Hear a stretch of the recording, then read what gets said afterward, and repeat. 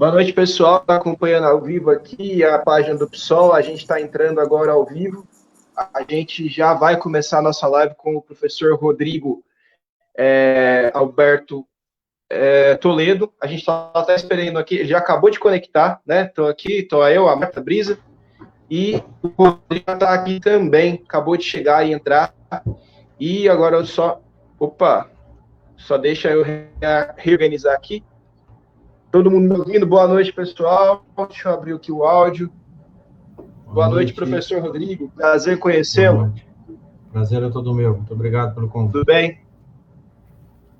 A gente agradece por você ter aceitado essa conversa com a gente hoje. Pessoal, só para a gente começar, a gente agradece quem está aqui presente, assistindo a live, né?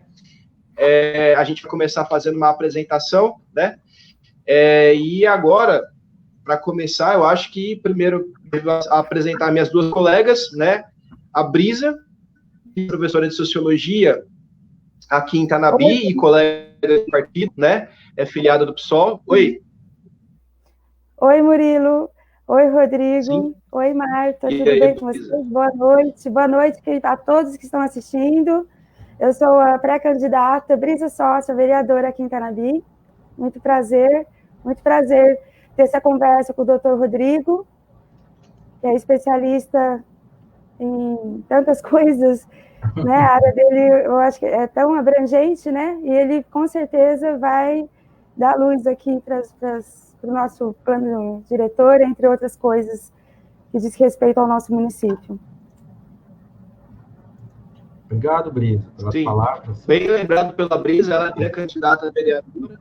E a gente vai ter aqui também a nossa outra pré-candidata, que é a Marta Alves, que é arquiteta urbanista e também é filha da Tanabi aqui, né? Trabalha aqui em Tanabi, vive em Tanabi. Marta, fica à vontade para dizer umas palavras para abrir aí.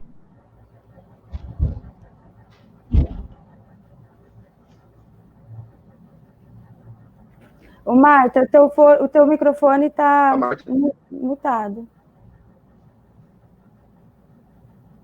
Seu microfone está mutado, Marta.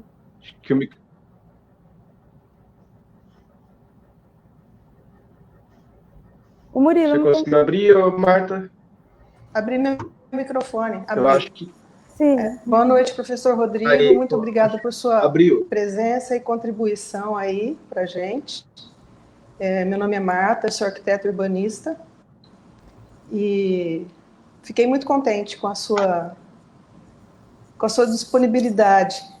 Muito obrigada. Boa noite, Murilo. Boa noite, Brisa. Boa noite. Então, a gente vai tocando aqui. Eu sou o Murilo, professor de História também, filiado do PSOL, pré-candidato. E agora a gente passa para a apresentação do professor Rodrigo. Eu gostaria que ele mesmo falasse. A gente já analisou aqui, ele tem um currículo extenso, né? A gente soube que você, Rodrigo, foi colega da Brisa na faculdade, não é isso? A gente gostaria que você se apresentasse, né? De onde você é, qual é a sua formação e como você chegou na especialidade que você está hoje de pesquisa. Bom, vamos lá. Primeiro por favor, me chamem de Rodrigo. Realmente eu faço parte da turma da Brisa, né? A gente fez graduação aqui em Ciências Sociais, na Unesp. Eu sou um unespiano, tenho toda a minha trajetória acadêmica e parte da minha trajetória profissional na Unesp, em que eu fiz a minha graduação.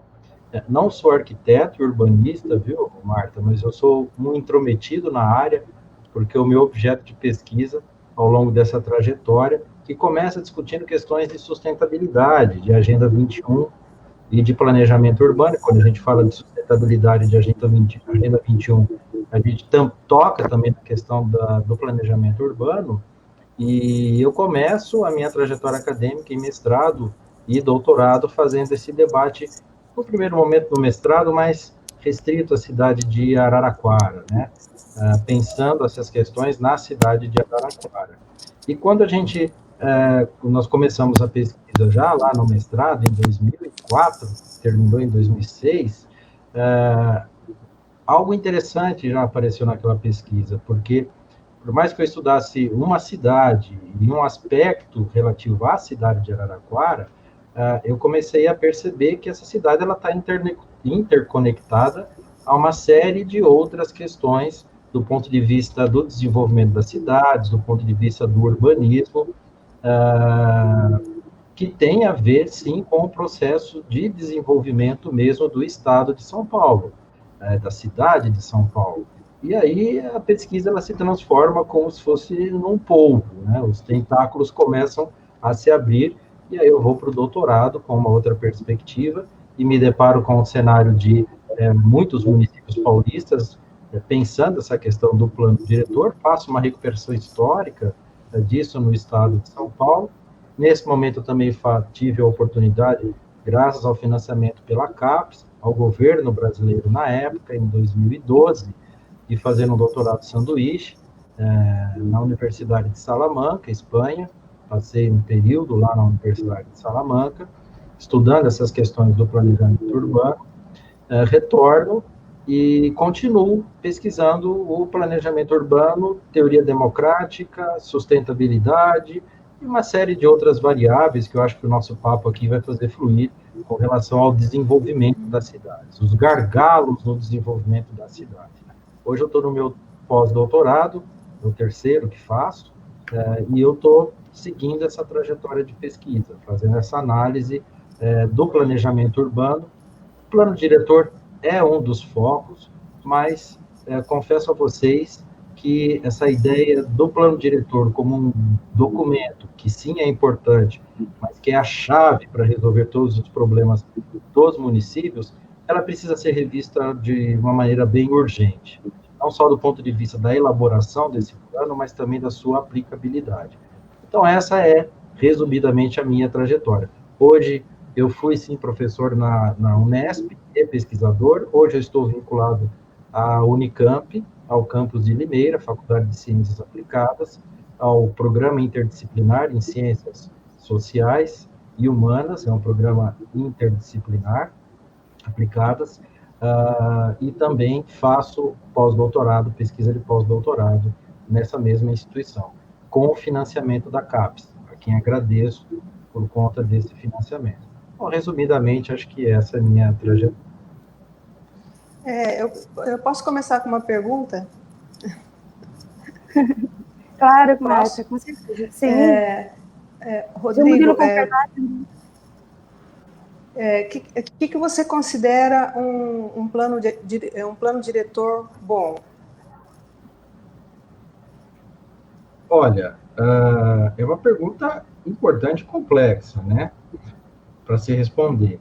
Isso me faz recordar de um evento que nós organizamos aqui na Unesp, em que nós recebemos, à época, eu era professor do curso de Administração Pública, e uma das disciplinas era Política e Fundamentos do Planejamento do Território, a outra era Gestão Local de Políticas Públicas.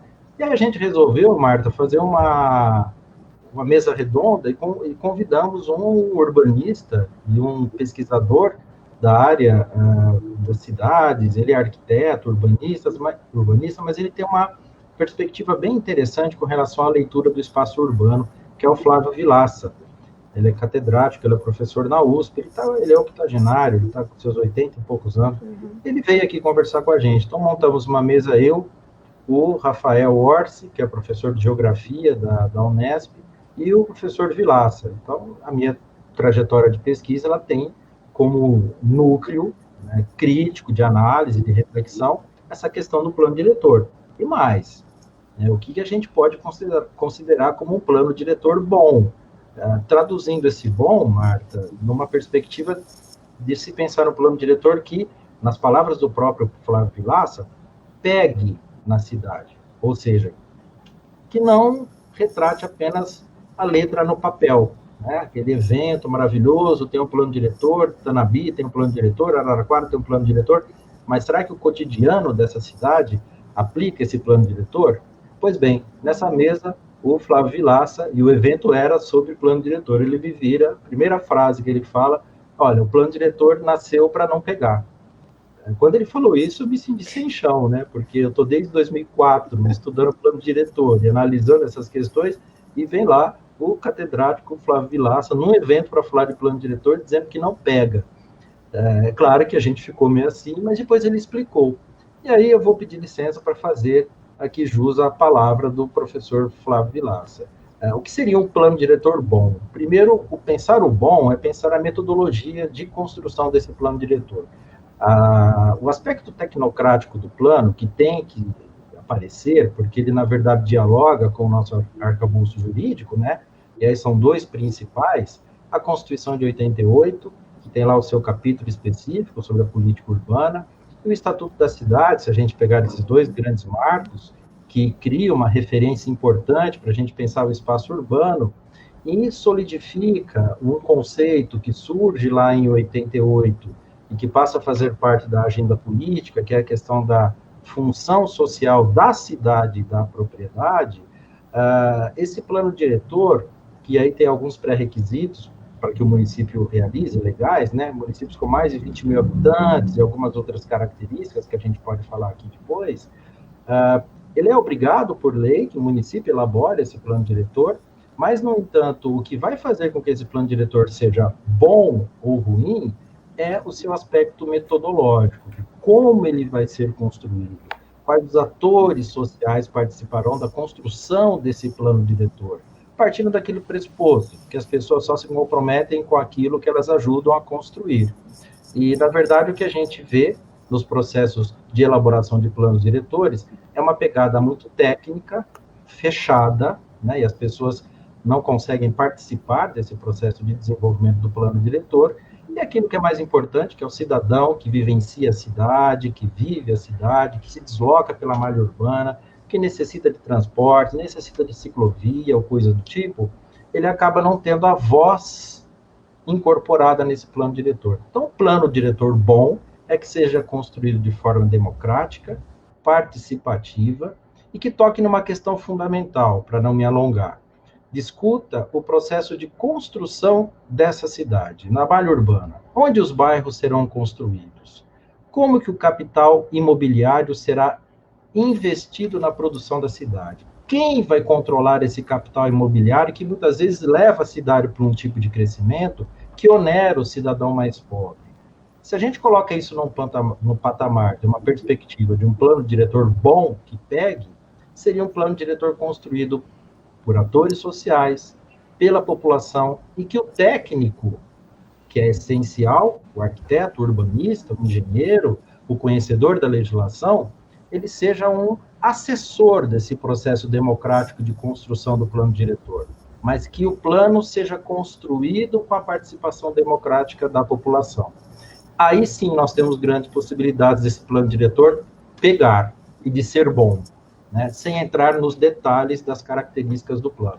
Mas esse é o essencial, porque se tem a população, se é deliberativo esse processo de formação e de construção do plano diretor, e se consolida uma participação democrática no município, as chances desse plano diretor ser distorcido, principalmente numa relação entre legislativo, executivo e investidores imobiliários do município, ela vai ser menor.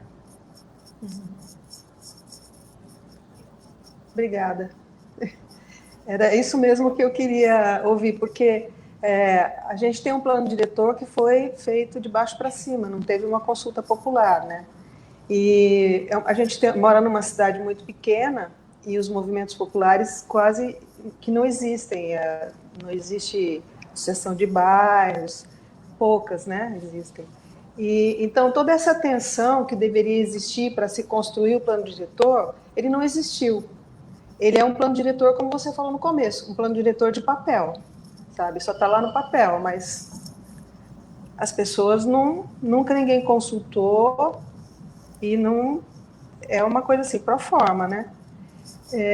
Eu acho que o plano diretor ele nasceu para ser feito, para ser construído democraticamente. E tem que ter a soberania popular nesse plano. Não tenha dúvida. Porque senão ele realmente não funciona. Todo mundo divide o mesmo território, né? Então todo mundo deveria participar da construção desse plano. E esse território, Marta, se você me permite, Brisa, Murilo, falar mais um pouquinho, é um território em disputa. Não é um território harmônico, é um território em que diversas forças estão agindo e disputando esse território. As forças econômicas, sociais, o espaço urbano, o lote, ele tem um valor econômico. Quando esse capital imobiliário tem o especulativo e tem o capital imobiliário progressista, né, que atende à legislação e tudo mais, e não tenta fazer desse plano diretor um instrumento a ser modelado, a ser conduzido de acordo com seus interesses. Mas quando o capital imobiliário, principalmente o especulativo, ele se acopla ao plano diretor, ao legislativo, e começa a inverter isso que você aponta como fundamental, a gente assiste o quê? A gente assiste como se fosse a consolidação de uma realidade bidimensional, né? Tem uma realidade que está no papel do plano, que é maravilhosa, que fala de uma cidade sustentável, que fala de uma cidade que vai combater as vulnerabilidades sociais, a segregação, vai ocupar vazios urbanos, é uma cidade compacta, porque cidades compactas têm um custo menor para a população vulnerável do que cidades rarefeitas e dispersas, com muitos vazios urbanos, e vazio urbano é um sinal de especulação imobiliária, né? Agora, por que existe essa especulação imobiliária? A pergunta é a seguinte: por que o Minha Casa Minha Vida ele é construído numa cidade como Araraquara, na periferia da cidade de Araraquara, sendo que a gente tem muitos vazios urbanos na cidade? O que está acontecendo? Quem que está definindo isso? Então, quando a gente pensa nessa discussão democrática e coletiva, é pensar o seguinte: quem vai democraticamente decidir onde esse dinheiro vai ser aplicado na produção do espaço urbano? Quem deve fazer essa escolha é o cidadão, é a população, nos fóruns específicos para que esse debate ocorra. Se tem um debate coletivo de como a cidade vai crescer, onde ela vai crescer, quais espaços serão construídos, todos ganharão. Mas o que a gente assiste, na verdade, em muitos municípios, não estou falando de Tanabi, evidentemente, mas eu faço aqui uma referência na pesquisa que trata de mais de 26 municípios paulistas.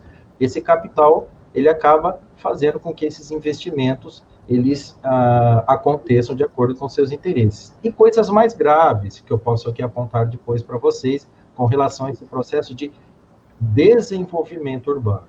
É importante, Brisa, Murilo, Marta, a gente pensar o seguinte: o plano diretor, ele não engessa uma cidade. A cidade, ela tem uma morfologia, né? A cidade, ela é algo em transformação. Ela tem, claro, um aspecto histórico, social, de sociabilidade que precisa ser lido, interpretado. Mas essa cidade, ela está em constante transformação. Agora, o plano diretor, ele tem que ser, sim, um ponto de partida e de chegada de todos os debates, né? Até para repensar a cidade. A cidade que não faz isso fica refém do capital imobiliário especulativo. E aí, o pobre é que paga a conta, tá? O pobre é que paga a conta. Permita fazer uma intervenção, Rodrigo? Você acabou de falar uma coisa que vai muito ao encontro de um comentário que acabou de aparecer aqui na nossa caixa, da Ariel Leon. Ela acabou de comentar que a expansão de Tanabi mantém muitos terrenos vazios. Ariel é o homem. É o Ariel, é verdade. Ariel. Desculpa. O Ariel Leon. A expansão de Tanabi mantém muitos terrenos vazios servidos de serviços públicos em áreas centrais por décadas. Você acabou de comentar, né, Rodrigo, que quem perde é o pobre, mas também o poder público, né, porque investe em infraestrutura em áreas que são totalmente tomadas simplesmente para servir o imobiliário, né, a especulação imobiliária. Para quem não entende esse termo, especulação imobiliária é você manter um terreno, uma casa fechada por anos, só para subir preço de aluguel, e depois você poder tirar o máximo de lucro em cima de um imóvel ou de um terreno, né? Então, eu acho que todos perdem, né? A cidade perde quando a gente tem esse tipo de falta de planejamento, né? Obrigado pelo comentário, Ariel. Pode voltar aí a conversa, tá? Tem vários comentários. Obrigado para quem está participando. Abraço a todo mundo aí. Pode soltar comentário que a gente vai lendo aqui. Eu falo, a Brisa vai falar? Eu gostaria de falar um pouquinho da importância, né, de tratar a questão da cidade, da nossa cidade cientificamente. E esse é um dos motivos de você estar aqui, né, para falar cientificamente sobre o plano diretor, do que é possível fazer, sendo que a realidade que a gente vive, né, e as práticas que estão sendo feitas em relação aos destinos da nossa cidade, quando não é feito através de fóruns, de consulta pública, de divulgação da problemática, do chamamento do povo, feita de forma predatória, né? Sem pensar no desenvolvimento, sem pensar no futuro e na preservação. E isso é muito preocupante, porque o povo fica muito distante do que eles poderiam estar fazendo democraticamente, né? Não usa a chance de atuar para construir um futuro saudável, porque uma cidade bem planejada também é uma cidade que vai trazer um bom ar, vai trazer saúde, né, para as pessoas, qualidade de vida, lazer. Nós não podemos esquecer da cultura, da arte, do artesanato. Então, tudo isso tem que ser pensado quando se planeja uma cidade. E isso precisa estar na mente, né, de muitas pessoas, né, do povo também. Inclusive, eu gostaria de comentar se é possível fazer uma divulgação e um envolvimento, né, com a população para se interessar por essas questões, né?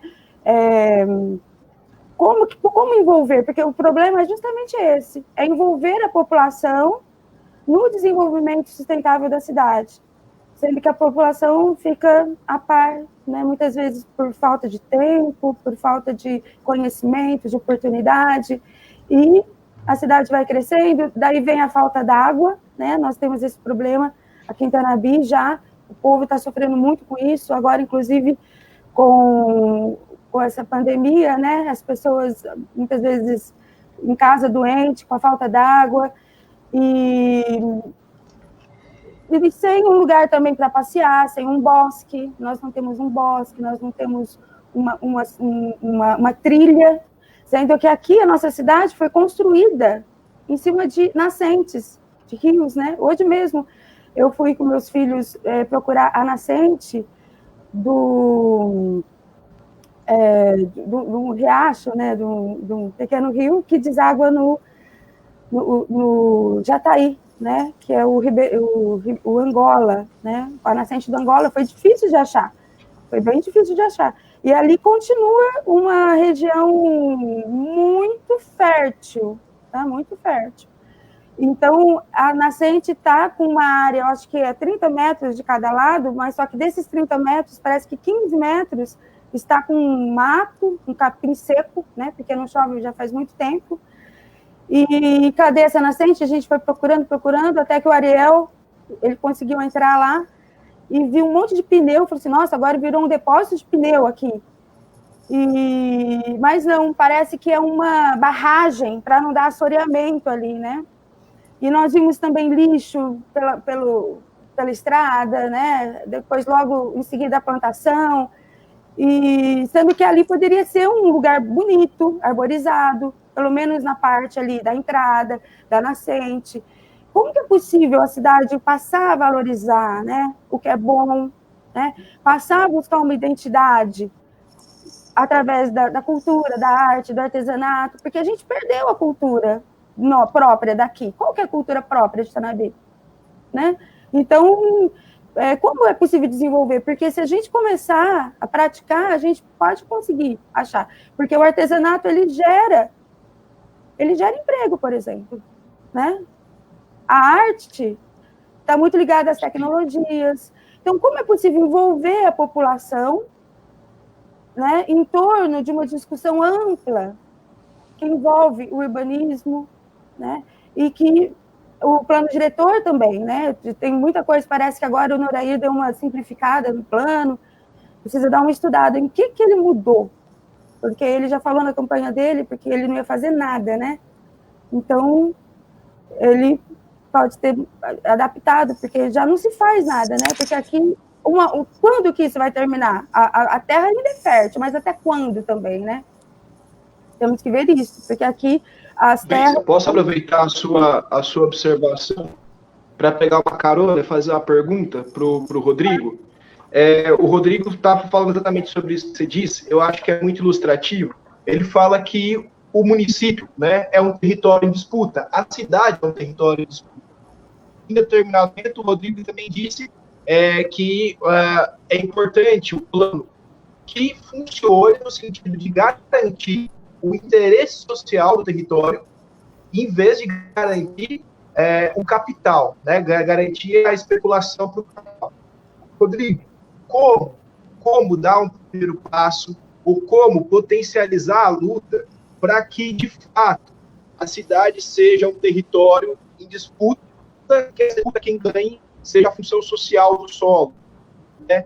A função social do território. Como é que nós, que estamos aqui hoje, em fazer um plano diretor, em fazer mobilização social para que a cidade seja mais justa, como que a gente pode começar a agir, na opinião sua, enquanto um sociólogo que pensa o território da cidade?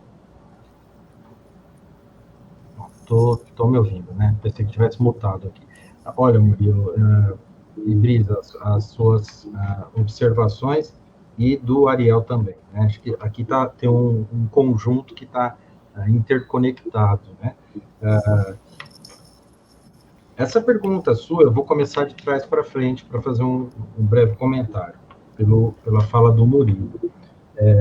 Como potencializar essa luta para que o território, ou melhor, a produção do espaço urbano, ela seja uma produção que contemple os grupos sociais vulneráveis da cidade, porque esses grupos sociais vulneráveis, que dependem de programas habitacionais, eles é que estão, na verdade, reféns desse processo de crescimento urbano, eles estão reféns não só dos programas, mas também de políticos e de um processo decisório que existe nos municípios, que vai decidir onde esse cidadão vai morar, em qual tipo de casa ele vai morar, quantos metros quadrados essa casa vai ter, sem levar em consideração as especificidades, inclusive climáticas, que a gente tem de município para município, de região para região do Brasil. Então, o projeto ele começa já na sua origem com uma série de problemas, porque não leva em consideração essa dimensão do habitar que está relacionado com o morar. Né? O habitar, eu costumo dizer isso para os meus alunos. No Brasil, o principal déficit que nós temos é o déficit de cidades. O principal. Nós não temos um principal déficit habitacional. O maior problema do Brasil não é o déficit habitacional. O maior problema do Brasil é o déficit de cidades, porque quando a gente resolve construir moradias, nós não levamos a cidade para esses espaços que são construídos. E aí são construídos, a Marta, que é da área, saberá dizer também, são construídos bairros que são desprovidos de equipamentos urbanos, e aí quando a gente fala equipamentos urbanos, estamos pensando numa creche, num posto de saúde, numa área de lazer, numa ciclovia, né, em equipamentos voltados para a cultura, para o lazer, para a educação, para a saúde, e que irão, evidentemente, onerar esse cidadão que reside nesse bairro, porque ele tem que se deslocar por uma malha urbana fragmentada, né, em diversos bairros, é um processo que a gente chama, Murilo, de periferização dessas cidades. E aí a gente cria o que chamamos nas cidades de uma imensa diferença de poder, né? A gente chama na ciência política de assimetria de poder, diferença de poder. Os grupos sociais que controlam o seu deslocamento pela cidade são os mais inseridos, são os grupos de mais alta renda. Os grupos sociais que dependem da mobilidade urbana, cicloviária, de transporte por ônibus e tal, para se locomover na malha urbana, são os grupos que serão mais espoliados, né, que sofrerão mais, que serão mais explorados por esse processo de crescimento da cidade. Mas, resumindo, sim, o território, a cidade é um espaço de luta, é um espaço de luta construído socialmente, e a forma que eu vejo nesses anos de pesquisa, nessas análises que já fiz de diversos planos diretores, não só do plano diretor, viu, Murilo, mas o seu processo constitutivo, da sua metodologia, da forma de criação desse plano diretor, do meu ponto de vista, e aí cientificamente falando, Brito, reside numa questão. Nós temos que criar as condições sociais necessárias para que a participação ocorra. E quando eu falo participação, ocorrer, tem um trabalho pedagógico que precisa ser feito, quer dizer, as questões técnicas, elas têm que ser transformadas num glossário, num vocabulário, em que as pessoas possam se empoderar. Então, se eu colocar um engenheiro ou um arquiteto urbanista para falar sobre desenvolvimento da cidade, sobre o coeficiente de aproveitamento do solo, sei lá, sobre diversas outras questões, IPTU progressivo, diversas outras questões, a gente tecnifica muito o debate, e aquilo que é central, e essas palavras são chaves, tá? Elas são importantes para a gente entender esse movimento de desenvolvimento da cidade. O cidadão não participa. Ele não participa por quê? Porque não é dado a ele um instrumento para que conheça essas terminologias. E aí, como é que pode ocorrer uma participação, sendo que eu não sei o que eles estão ali dizendo? Então, nós precisamos, sim, pensar o planejamento urbano, te respondendo, Murilo, de uma forma multidimensional, né? De uma forma multidisciplinar, melhor dizendo. Tem que ter o papel do pedagogo, do educador, do sociólogo, do filósofo, do arquiteto, do urbanista, do administrador público, de diversos atores sociais, de diversas especialidades, que possam olhar para esse instrumento que é complexo, porque a nossa vida na cidade se torna complexa, e transformar ele numa linguagem. E aí existem diversas formas, tá, gente? Vai desde gibis até outros formatos em que a gente nós poderíamos transformar um plano diretor que é um conteúdo tremendamente técnico num conteúdo que seja possível a leitura de todos nós. Eu não estou me referindo à questão da escolaridade, não, viu? Eu não estou falando aqui que quem é escolarizado vai entender o plano, quem não é, não entende. Não, estou dizendo que todo mundo, mesmo Brisa, que tem formação na sociologia, o Murilo, Murilo, você tem formação o Murilo é da área... Sou professor de História. Professor de História, se pegar um plano diretor, nós vamos ter dificuldade. Quando eu fiz o meu doutorado, fui analisar, aliás, a minha banca, Marta, perguntaram para mim se eu era arquiteto urbanista, né? Eu falei que não. Eu falei, mas, puxa vida, qual é a sua formação? Minha formação é em ciências sociais, sociologia, mas eu tive que entrar nesse universo. Difícil, ele é fechado. Então, portanto, primeiro, as pessoas só vão participar se elas conseguirem entender daquilo que elas estão participando. Não adianta colocar um engenheiro civil para explicar para essas pessoas sobre IPTU progressivo no tempo, sobre solo criado, sobre alguns instrumentos que estão lá na Constituição, como, por exemplo, a contribuição de melhoria, né? Que é um instrumento bem bacana para a gente discutir aqui.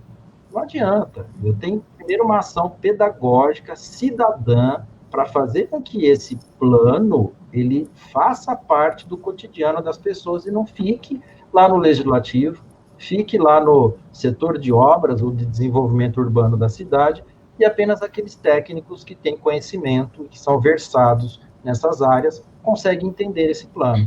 Então, democratizar, para mim, não é apenas o processo de construção do plano, que também tem que ser feito dessa forma, tá?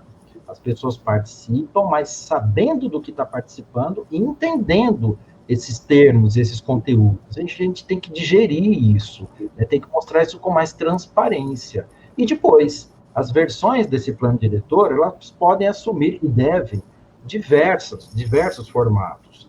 Como é que o cego vai ler o plano diretor? Tem que ter um plano diretor em Libras. Libras não, Braille. Como é que o Libras também tem que se pensar? Como é que a criança vai entender? Como é que o idoso que tem dificuldade visual? Como é que a população em geral vai entender? Então, precisa de uma ação pedagógica, precisa de uma ação social, e aí é uma vontade política, tá, Murilo? Do município, do legislativo. O legislativo pode ser protagonista nesse processo, deve ser, porque o legislativo ele tem que fiscalizar as ações do executivo, e o legislativo ele tem que democratizar, sim, esse instrumento, para que o plano diretor ele seja um instrumento pertencente à cidade como um todo. Agora, a questão da participação, para não me alongar muito, ela é muito complicada no processo de elaboração do plano diretor. Por quê? Uma pessoa vem de 12 horas de jornada de trabalho. Aí ele vai sair da jornada de trabalho e vai num fórum para participar do plano diretor. Aí ele vai para participar da discussão do plano diretor, e lá ele encontra um técnico. Gente, eu não estou criticando engenheiro civil, nem arquiteto, nem urbanista, tá? Eu estou aqui fazendo uma análise dessa compreensão da letra do plano diretor. Ele deve ser escrito e pode dessa forma, mas é incoerente eu pensar, como pesquisador e cientificamente, que o cidadão comum, que anda a cidade de Tanabi de bicicleta, que conhece a cidade talvez muito melhor do que tantos outros na cidade de Tanabi, não possa planejar. O cidadão comum, ele pode planejar, ele não precisa ser escolarizado, ele não precisa saber ler e escrever para planejar, ele vive a cidade. Como é que as favelas são planejadas? Eu tive a oportunidade de fazer uma visita técnica a uma favela lá em São Paulo, que fica chamada de Pantanal, fica na zona leste de São Paulo, e ela foi planejada pelas pessoas que moram na favela. Teve uma intervenção urbana ali, de resolução de uma série de problemas, e que a população participou da construção desse novo espaço, né, desse novo bairro. União de Vila Nova, fica lá na zona leste de São Paulo. Mas eles tinham planejado a cidade, ou seja, aquela porção da cidade. O arruamento estava feito, a divisão dos lotes. Então, a população sabe, sim, pensar no espaço urbano. A gente precisa dar voz, né, para não acontecer o que o Ariel aponta, essa questão dos terrenos vazios e tudo mais, que é dotado de infraestrutura. Olha, terrenos vazios ou espaços urbanos vazios, dotados de infraestrutura, que fica durante décadas ali, isso é estoque imobiliário. Isso é capital imobiliário aguardando o momento para desovar no mercado esses espaços para que ocorra a valorização. Esperando talvez uma infraestrutura pública, a construção de uma via expressa, de uma ciclovia, porque valoriza o terreno, valoriza a área, e aí ele cria um loteamento. E aí eu entro na questão da contribuição de melhoria, que poderia gerar para o município um fundo municipal para financiar moradia para a população de baixa renda. Os municípios, eles têm instrumentos para captar essa valorização imobiliária e fazer com que esse recurso seja destinado à população vulnerável. Falta vontade política. A contribuição de melhoria é o seguinte: eu faço uma via expressa e vai valorizar os terrenos que estão ao lado. Antecipadamente, os investidores imobiliários compraram esses terrenos. O poder público vai lá e coloca o dinheiro da comunidade para construir aquela via expressa, ou uma ciclovia, um jardim, sei lá, qualquer tipo de equipamento que vocês queiram pensar. O poder público, ele pode captar parte dessa valorização urbana e fazer com que isso vá para um fundo municipal. Já estou dando uma ideia para os futuros vereadores aí. Um fundo municipal voltado para a habitação, para justamente criar essas possibilidades de ocupação dos vazios urbanos da cidade. Então, é possível o município financiar, sim, de forma criativa, de forma participativa, a construção de moradia e combater essas questões. Se fizermos tudo isso, Murilo, desculpe por ter alongado, nós vamos, sim, fazer com que o plano diretor ele se incorpore na vida política de um município. Aí não tem fuga, aí ele faz parte. E é muito interessante. O pessoal fala, mas isso vai fazer com que os interesses sejam explicitados, vão ter conflitos, aparecerão, mas é isso que tem que acontecer. Os conflitos e os interesses, eles não podem ficar encobertos. Porque se ficam encobertos, a cidade está sendo construída de uma forma que a gente não sabe.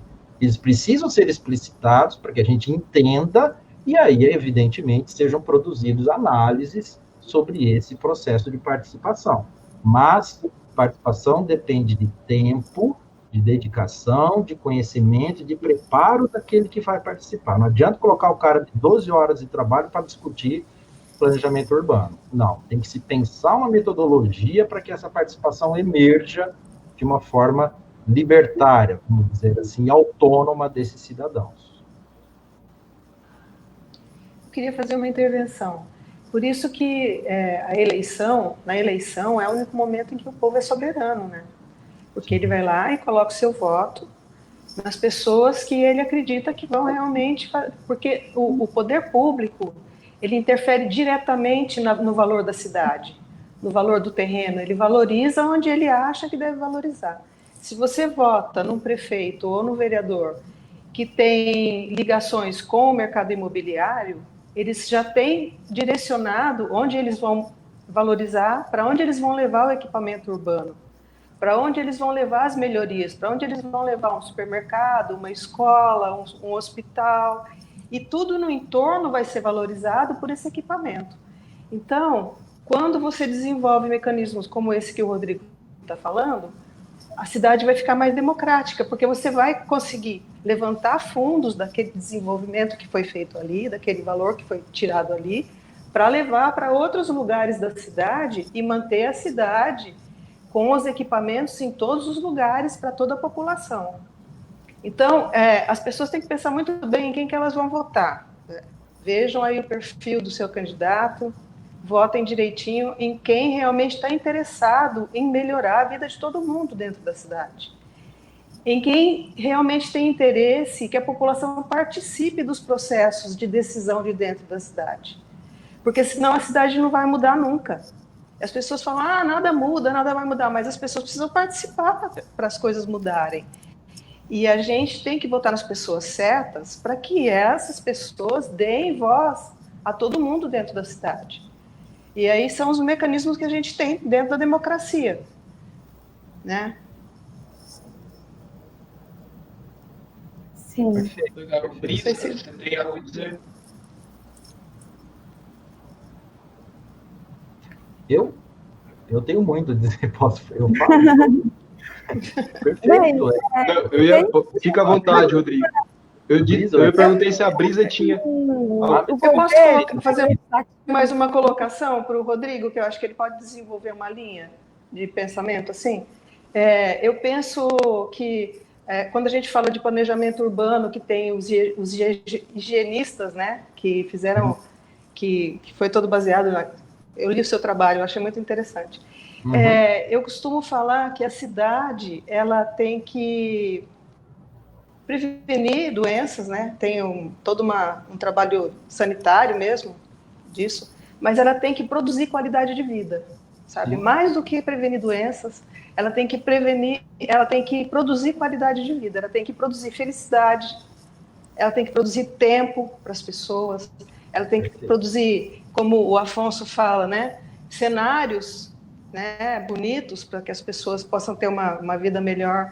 Ela tem que produzir tudo isso, ela não tem que produzir só a via de trânsito ou para você chegar num lugar, para você chegar em outro. Ela tem que produzir coisas que dê conforto, que dê prazer, que dê satisfação para as pessoas viverem ali no lugar. Senão você vai só trabalhar e vai para casa, vai só trabalhar e vai para casa, você, não sei, você tem uma vida... Não é vida, né, gente? Fala sério. A cidade precisa produzir felicidade. A cidade precisa produzir coisas boas para as pessoas. Precisa ser mais democrática por isso. Você não pode sair do seu local e ir para um lugar que está todo degradado, por exemplo, que as pessoas estão vivendo em situação difícil. Você tem que sair do seu lugar e chegar lá e ver que as pessoas estão vivendo bem também, que todo mundo está vivendo bem nesse mesmo território que você vive. Exato, eu também penso assim. Então, inclusive, eu acho que o vereador, né, ele precisa pensar no pobre, nas pessoas, no povo e no pobre. Nós temos que governar para os pobres. Isso é um grande desafio, né? Porque existe essa questão de envolver a participação da população também, né? E o que a gente quer é uma cidade completa e boa, né? E não uma cidade com segregações, com cenários de violência, né? Com muros, com arames, com aqueles que dão choque, que fica, né? As pessoas ficam isoladas, e sim uma cidade que contemple a todos, né? Que ofereça segurança e... Por exemplo, se você for ali na Zona Norte de Tanabi, você não vê árvores. Por quê? E são as casas mais humildes, as construções de casas de trabalhadores, né, que vêm para trabalhar nas usinas, e aquelas pessoas ficam naquela situação de sofrimento, sem poder onde ir, além da sua casa, que é aquele espaço restrito, né, sem uma árvore, sem nada sem um embelezamento, sem nada. E isso é muito triste numa cidade, né? realmente muito triste. Então, devia chamar as pessoas para ter esse engajamento, né, nesse sentido. Eu queria perguntar, então, para o Rodrigo se é possível isso, hoje, nesse cenário que a gente está vendo politicamente, que a política está, né, em decadência, vamos dizer assim, né, como a corrupção parece que já é uma coisa que as pessoas continuam fazendo, né, os políticos continuam fazendo, e a gente tem que dar um basta nisso, né, e é isso que a população quer, é honestidade. E eu queria perguntar para o Murilo se ele pode comentar mais sobre isso, né? Desenvolver a cidade de forma sustentável, e se isso é só utópico, ou se existem exemplos, se isso é possível. No Brasil, nós temos, né, algumas cidades que são boas, que são melhores, né? Por exemplo, São Paulo mesmo é uma cidade com muitos espaços bonitos, arborizados, com coisas maravilhosas, né? Inclusive, foi muito do trabalho do Anhanha Mello, que o Rodrigo escreveu no livro dele, né? Nesse livro que eu tenho, inclusive, nesse aqui, ó, que é cheio de detalhes de como foi sendo construída a cidade. É o livro do Rodrigo Toledo, tá? Do Projeto ao Plano, onde ele mostra várias coisas que foram construídas historicamente, né, nas cidades, e que a gente precisa se mirar nesses exemplos, assim, se estruturar nisso, né, no passado. Aqui também foi uma cidade com... o início dela foi a indústria cafeira, né, foi as grandes plantações de café, do algodão, hoje nós temos a cana, e a gente não tem que se conformar que Itanabi é uma cidade como se fosse dormitório, uma cidade dormitório, né? Ou uma cidade muito à margem de São José do Rio Preto, que eu acho que a gente tem que ter a nossa cara, ter a nossa identidade, buscar um desenvolvimento. Eu acho que deixar florescer a beleza da cidade, né? Itanabi, por que chama Tanabi, né? Rio das Borboletas, Rio das Divinas Borboletas, por causa das nascentes. E a nossa cidade foi realmente construída nas nascentes. E se é possível isso, a gente valorizar, né, o que a gente tem e, enfim, fazer uma coisa bem feita, assim, para as nossas gerações que virão. Porque as coisas não são de uma hora para outra também, né? Eu acho que tem aí algumas dimensões, né? A primeira, a qualificação, não é a qualificação, mas é o voto em si. Então, a gente está próximo a um processo eleitoral. No processo eleitoral, em democracias como a nossa, né, que a gente tem o ente federado do município, que é onde a vida acontece. Aliás, eu quero dizer algo para todos que estão aqui, todos que estão nos assistindo. Uma das únicas coisas certas que nós temos nas nossas vidas é que nós nascemos em uma cidade e terminaremos as nossas vidas em alguma cidade. Então, a cidade ela vai fazer parte da trajetória da nossa vida, do começo ao fim. Geralmente, isso vai acontecer com todos nós. Então, esse espaço que a Brisa está dizendo, que a Marta falou, que o Murilo está fazendo referência, é um espaço que tem que ser pensado de uma maneira... do princípio das forças políticas que vão interagir nesse espaço. Quando a gente pensa as forças políticas, a gente pode pensar, assim, essa questão da democracia e do voto. Qual o momento, se a gente pensar Itanabi, pensar o Brasil, o peso do Rodrigo, do voto do Rodrigo, é idêntico ao peso do voto do cidadão que mora na periferia e no bairro mais vulnerável da cidade. É o momento da eleição. Na urna, nós nos equiparamos do ponto de vista do peso do nosso voto. E é por esse motivo que a gente tem que, sim, buscar qualificar do ponto de vista que eu digo a qualificação, volto a dizer, informar. Não estou dizendo aqui escolarização, tá? Estou dizendo comprometimento, conhecimento, vivência, experiência social, de convivência, sabedoria que ela não está apenas dentro dos bancos escolares, mas a sabedoria mesmo social, popular, para que essas lideranças ocupem esses espaços de poder e façam com que essas forças que estão acomodadas não só em Tanabi, mas em diversas outras cidades, elas comecem a se incomodar, né, a ser questionadas e repensar a cidade a partir de outros patamares, né?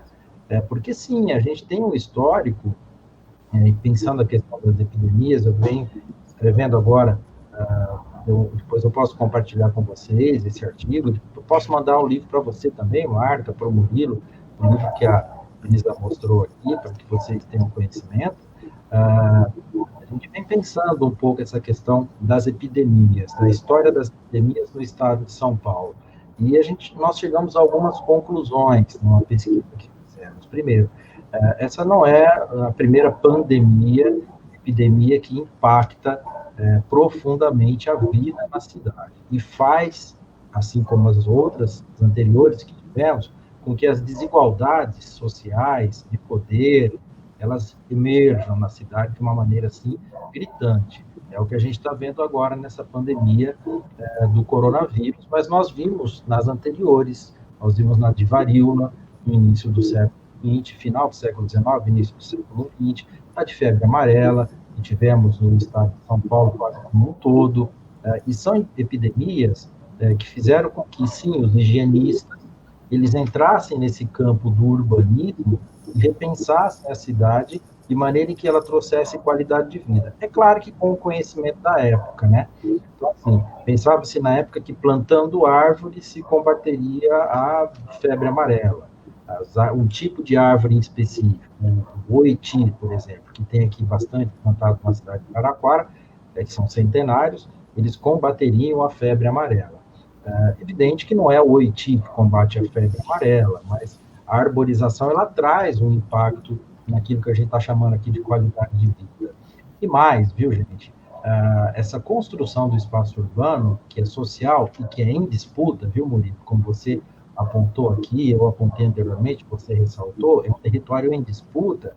Quando a gente fala isso, a gente está querendo dizer o seguinte: pensando na cidade de São Paulo, que o Brito citou, a cidade de São Paulo, quando a gente analisa cientificamente, o quadrante sudoeste da cidade de São Paulo, que tem os bairros jardins, para quem conhece São Paulo, sabe os bairros jardins da cidade de São Paulo?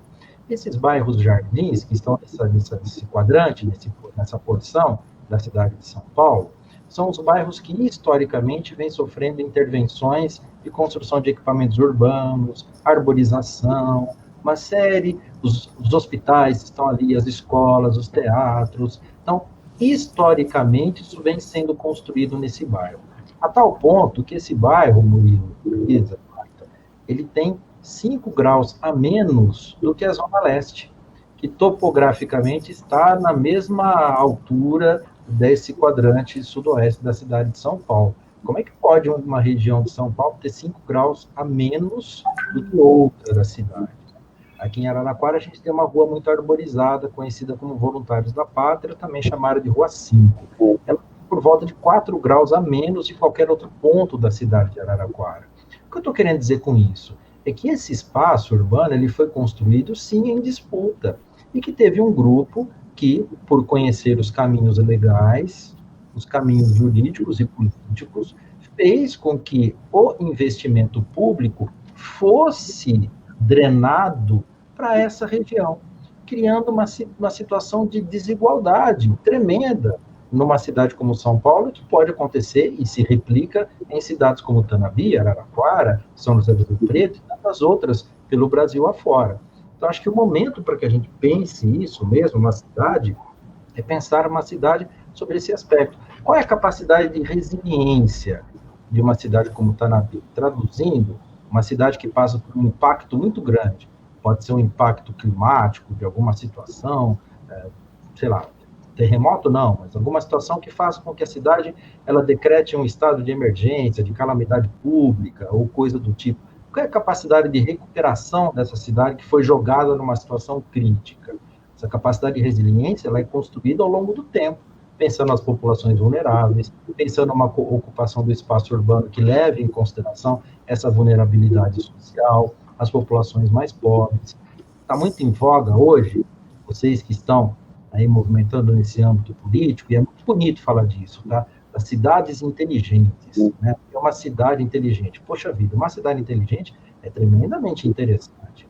Mas como é que a gente constrói uma cidade inteligente, né? O que é uma cidade inteligente? Existem bilhões de dólares sendo investidos pela Siemens, empresas, grupos internacionais, na construção de soluções para cidades, soluções tecnológicas. Mas a grande questão é a seguinte: uma cidade inteligente, ela vai ser inteligente para todos? Uma cidade inteligente é uma cidade que disponibiliza, por exemplo, acesso à banda larga gratuito para todo mundo. Uma cidade inteligente é uma cidade que tenha parques e jardins e áreas de lazer para todo mundo. Uma cidade que tenha um plano hídrico para pensar as suas nascentes, de recuperação de mananciais, para que não haja assoreamento de rios e tal, e que a cidade preserve esse patrimônio. Preserve também o seu patrimônio cultural, histórico. Essa é uma cidade inteligente. É uma cidade que volta todo o seu potencial para a população como um todo. E olha as suas vulnerabilidades, para resolver essas vulnerabilidades, que são as questões problemáticas que toda cidade tem que resolver, para que o espaço seja cada vez mais democrático e de acesso dos cidadãos. Se não houver um debate amplo, e esse debate ele ser incorporado no legislativo do município, nós vamos assistir essa reprodução de uma política municipal que faz com que a cidade seja, sabe, um espelho das desigualdades do passado, dos problemas do passado. Então, sim, a gente tem uma tradição urbanista, quando a gente fala lá dos sanitaristas, a gente fala da nossa história, as soluções que foram criadas, muito importante. A gente tem uma ciência do urbanismo no Brasil. A gente tem uma ideia de cidade, por exemplo, a Marta pode dizer melhor do que eu, mas o Le Corbusier, quando a gente pensa a questão de Brasília, não quero ser muito técnico aqui no nosso debate, mas as superquadras de Brasília, pensado lá nas unidades de vizinhança, seria pensar o bairro residencial que tenha equipamentos urbanos que traga qualidade de vida para aquela população. Isso disperso pela cidade como um todo. Cada unidade básica de saúde, que é uma UBS, tem uma creche, que tem também uma escolinha, e aí tem a área da educação, isso disperso pelo bairro, pela cidade como um todo. Isso traz igualdade, isso traz também, do ponto de vista da valorização da terra, não uma produção daquilo que a gente fala de uma... O espaço urbano é um produto, né, pessoal? Um produto imobiliário. Então, a gente também tem que olhar para esse aspecto. Se a gente tem a configuração de espaços que são tremendamente valorizados, isso está sendo feito às custas de alguém, de algum grupo social. Então, a cidade ela tem que ser pensada dessa forma. E os instrumentos estão postos, e volto a dizer, o papel do legislativo nesse processo, de um legislativo que seja combativo, de um legislativo que tenha lá partidos que são ideológicos. Sabe o que é partido ideológico? Um partido que tem uma bandeira, é um partido que tem uma bandeira de luta, que tem uma tradição, não é aquele partido fisiológico, ou do centrão que vai, né, para onde o barco está indo, ele acompanha. Não, partidos que têm uma bandeira, candidatos que têm uma bandeira, que têm uma bandeira de luta, que se preocupam com o município. Esse, se vocês me permitem falar, eu não sou candidato a político a cargo nenhum, tá? Eu sou eleitor. Esses são os candidatos que poderiam transformar, sim, a realidade de um município, porque está no legislativo a grande força de transformação dessa realidade municipal. Não sei se respondi, mas acho que é mais ou menos. Rodrigo? Sim, sim. Não, perfeito, como você correu, a gente chegou a 1 hora de live aqui, né? Eu fui distribuindo alguns comentários que foram sendo feitos, eu fui colocando na tela, enquanto o pessoal, enquanto vocês estavam falando, a gente estava conversando, colocando os comentários, para a gente não deixar de mostrar, né? Mas também sem a gente ter que interromper para ficar lendo. E tem muito comentário interessante, tem muita participação legal, fazendo paralelo com a questão de Tanabi, mas eu gostaria de destacar esse último ponto que você colocou. Você fala sobre... Eu sei que você vai ter um compromisso logo em seguida agora, né? Às 7h30, já são, inclusive. Mas eu gostei disso que você fala sobre o conflito. Tem que aparecer, né? Que a cidade, o território, tem necessidade de explicitar seus conflitos. E também gostaria de observação sobre isso que você acabou de falar. Né? Ser ideológico, dessa questão não é problema, é solução. Porque ou você vai estar na especulação imobiliária, ou você vai estar do lado da função social da cidade, né? A gente reconhece que existe um valor para o solo, para o território, que ele é um produto, como você disse, mas a gente tem que escolher um lado, né? E nessa hora não tem como você ser 8 e 80, né? Ser quente e frio. Não, você tem que ser uma coisa ou outra. E a gente acha que nesse momento é o momento de fazer justiça e privilegiar, como você disse, acho que foi a Marta ou a Brisa que disse, né? Privilegiar os pobres, né? Mas é uma coisa que eu acho que não é só privilegiar os pobres. Eu acho que quando você dá condição de dignidade, de moradia, de vida para toda a população de maneira igual, você está, na verdade, privilegiando todos que estão na cidade, né? Então, quando todos podem viver de maneira digna, independente de onde vivem, em que bairro vivem, eu acho que todos na cidade ganham. A cidade ela se torna um lugar melhor para todos, independente se a pessoa é dona dos imóveis ou não. Então, nesse contexto, eu acho que quem é dominante, né, de uma classe dominante, nunca perde, né? Só tem a perder quem realmente está numa classe dominada, de uma classe pobre, uma classe periférica. E a gente quer que essas pessoas deixem de perder, porque é possível que todos passem a viver bem, né? Tudo bem que alguns têm lucros exorbitantes quando essa classe sofre, mas a gente pode viver todos numa situação de bem-estar, né? O bem-estar generalizado o máximo possível. Murilo, a igualdade, se você permite um adendo rapidinho, só um adendo, bem rápido. À vontade. A igualdade material, ela é fundamental para que a democracia se realize. Em sociedades em que há uma desigualdade material muito grande, a democracia ela não se realiza, porque essas pessoas que, materialmente falando, elas são desprovidas de condições financeiras que possam fazer com que elas ou se eduquem, ou que elas participem de espaços democráticos, participativos e tudo mais, a condição material ela vai ser nuclear nesse processo. Então, se a gente tem uma diferença de renda e de condição material muito grande, isso reflete no desenho da cidade, isso fica marcado como cicatriz na cidade, em qualquer cidade, Tanabi, Araraquara, qualquer cidade do mundo, são cicatrizes mesmo marcadas nessa cidade, são cicatrizes que representam desigualdades. E quando eu falo aqui de partido ideológico, você lembra muito bem, a gente tem que parar com essa besteira de falar que isso é ideologia, tem que ser... Não, tem que ter ideologia, sim, tem que ter bandeira, sim, nós temos que ser claros no nosso debate, nós temos que ser claros no nosso discurso, no que a gente está disposto a fazer, e isso é ter uma bandeira, isso é ser ideológico, sim, né? E é muito bom que seja dessa forma, porque o resultado do contrário disso, nós já estamos a assistir, né, esse caos que vive o Brasil. E, pessoal, as estatísticas falam por todos. Quem está mais morrendo na pandemia são os materialmente menos possuídos, né? São os despossuídos. São essas pessoas que estão morrendo, que não tem água para lavar a mão, que não tem dinheiro para comprar o álcool em gel, que não tem dinheiro para o medicamento para comprar máscara, que não tem... Então, assim, a gente fala, tem que usar máscara, tem que lavar a mão. Poxa, mas tem bairros que não tem água, mas tem bairros que não falta água. Então, assim, essa questão da desigualdade material, ela cria um reflexo muito grande no enfrentamento dos desafios da cidade. Isso que a população precisa perceber. A desigualdade material e as escolhas que são feitas no presente projetam o futuro que pode ser muito bom, né, de superação de desafios como esse da pandemia. Como é que eu fico em 25 metros quadrados isolado, sem quintal, né, num apartamento do programa Minha Casa Minha Vida?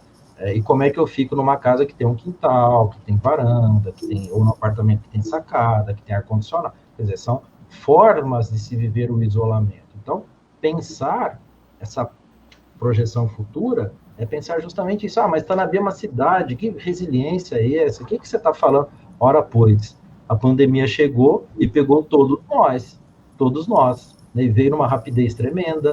Quem mora em Tanabi sente as mesmas dificuldades de quem vive aqui e de quem vive em outras cidades. Claro, gradativamente pode ser diferente, mas o que eu estou querendo dizer é o seguinte, é que a cidade que não pensa com inteligência, com participação, com comprometimento da população, seu destino, ela vai levar muito mais tempo para se levantar desses tombos e para se preparar esses desafios no futuro. Isso a gente faz com participação e com inteligência. Inteligência, que eu digo, volto a falar, não é escolarização, mas é olhar. Esse é um momento, Murilo, crucial, você tocou no ponto, é olhar para os candidatos. Conheçam os candidatos, conheçam a política. Está errado o cidadão que fala, eu não participo da política, eu odeio discutir política. A gente faz política a todo momento. A política é essencial. Se não tem a política, a gente vai para o conflito. E uma outra coisa, só aqui para finalizar minha fala, que eu falei demais, quando a gente fala dessa questão de elaboração do plano, de democracia, logo vem à cabeça das pessoas assim, a gente tem que elaborar consenso. A gente tem que fazer que as desigualdades desapareçam para todo mundo sentar e chegar a consenso. Não necessariamente, viu, Brisa, Murilo e Marta? O consenso, ele joga para debaixo do tapete muitas desigualdades sociais. Existem grupos que não têm voz e que são dissenso, ou seja, que não estão de acordo com aquilo que foi gerado e que foi convencido num fórum, num debate sobre a cidade, e que são simplesmente marginalizados. E a gente vai criando, ao longo do tempo, grupos marginalizados numa cidade. Então, olhar democraticamente para o espaço é olhar para os consensos, mas também para os dissensos. Olhar para aquilo que atende às necessidades de todos, traduzindo, Murilo, e aquilo que é uma particularidade de um bairro, é a particularidade de um grupo, que não entra numa política, mas tem que ser olhado, sim, pelo poder público. E aí o legislativo tem essa capilaridade, né?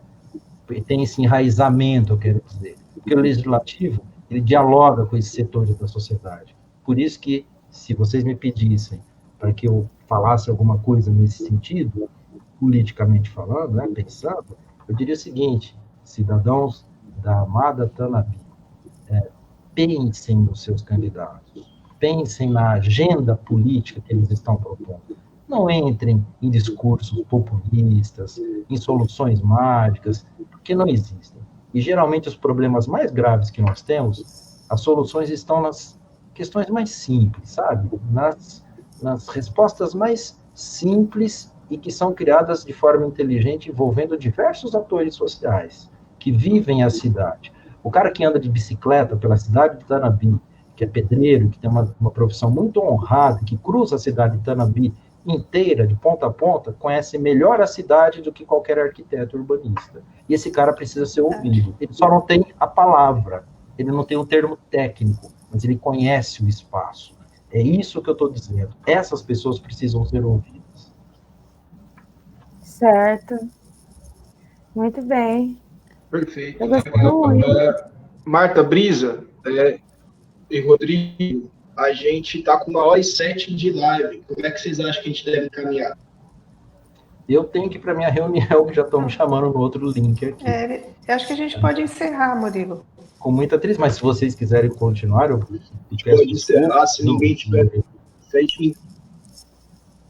Eu posso Rodrigo, deixa eu só pedir um favor. Posso deixar o meu e-mail para que as pessoas, se quiserem perguntar algo, vou escrever no chat aqui, tá bom? Legal. Se você puder comentar no chat aí, mas antes de você ir, eu gostaria que você falasse só aonde está disponível o seu livro, o do Projeto ao Plano, e você tem outros livros sobre o tema, para quem quer conhecer mais seu trabalho e a sua discussão sobre cidades, pode aproveitar e falar aí para a gente fazer essa ligação. Eu tenho alguns artigos escritos sobre esse pensamento das cidades, né? São livros que têm um caráter um pouco mais técnico. Esse que a Brisa mostrou, que é do Projeto ao Plano, é um livro, e aí a questão da academia, né? A gente produz, a produção acadêmica, ela é uma produção acadêmica que, de forma alguma, a gente objetiva qualquer tipo de ganho com isso, né? Na verdade, o pesquisador banca o livro, o pesquisador imprime o livro, e esse livro, ele, na verdade, eu tenho alguns exemplares, esse é produto do meu pós-doutorado, que fiz, é uma fase do meu pós-doutorado, e ele tem um aspecto, que eu acho que é interessante, que conta um pouco dessa história do desenvolvimento das soluções para as cidades, para quem se interessa, né, sobre esse tema, e termina num debate um pouco crítico sobre a questão do plano diretor, da questão da participação, da função social. Ele tem, não sei se tem no site da livraria, que é a livraria editora, Rima, mas eu tenho exemplares comigo. Quem quiser adquirir, eu posso enviar isso a preço de custo de cada exemplar. Se não me engano, cada exemplar desse acho que saiu a custo de R$15, R$20, uma coisa assim. Na livraria está sendo vendido por 70 e poucos reais esse livro. Vou encaminhar para você e para a Marta, depois eu pego o endereço, para que vocês tenham esses exemplares. E tenho, sim, outros livros que foram publicados sobre essa questão urbana, do planejamento urbano, da minha tese de doutorado, do mestrado, que também foram publicados. E aí, sim, no site da editora Rima, eles podem ser encontrados, esses livros. Buscando lá pelo autor, vocês encontrarão. Esses já estão esgotados, eu não possuo mais nenhum exemplar. Esse que a Brisa mostrou, eu tenho, eu posso enviar para vocês. E deixo o meu e-mail aí, para quem mais se interessar, eu encaminho também, não tem problema nenhum. Com as restrições do correio, que parece que está entrando em greve. Eu esqueci de falar uma coisa aqui, que eu marquei, Murilo. Portanto, quando a gente pensa a questão da habitação, eu preciso falar disso. Eu fiz Ciências Sociais e fiz estágio na CDHU, quando fiz o curso de Ciências Sociais. A CDHU reúne um corpo técnico muito importante. Foi politizado durante um bom período, de uma forma clientelística, populista, mas ela tem um corpo técnico e de conhecimento da situação habitacional de São Paulo que é fora do comum. A sede em São Paulo é fora do comum. E o Dória está para decretar o fim da CDHU. Aliás, acho que ele decretou já o fim.